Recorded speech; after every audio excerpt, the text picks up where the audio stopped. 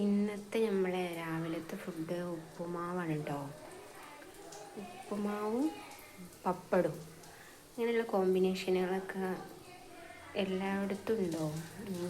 ഞാനിപ്പോൾ കുറച്ച് കാലമായിട്ടുള്ളൂ കേട്ടോ അങ്ങനെ ഒരു കോമ്പിനേഷൻ തുടങ്ങിയിട്ട്. നമ്മൾ ഉച്ചക്കത്തെ ലഞ്ച് ഉള്ളത് കാബേജ് ഉപ്പേരി ഉണ്ട്, ഇന്നലത്തെ ചിക്കൻ റോസ്റ്റ് ഉണ്ട്, പിന്നെ പരിപ്പ് താളിച്ചത്, പിന്നെ പപ്പടം, രാവിലത്തേക്കുള്ള ചായ.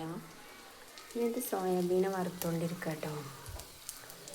പിന്നെ ഇവിടെ ചോറ് ഊറ്റി വെച്ചിട്ടുണ്ട്. പിന്നെ ഇതാ എന്നത്തെ പോലെ കഴുകാനുള്ള കുറേ പാത്രങ്ങൾ.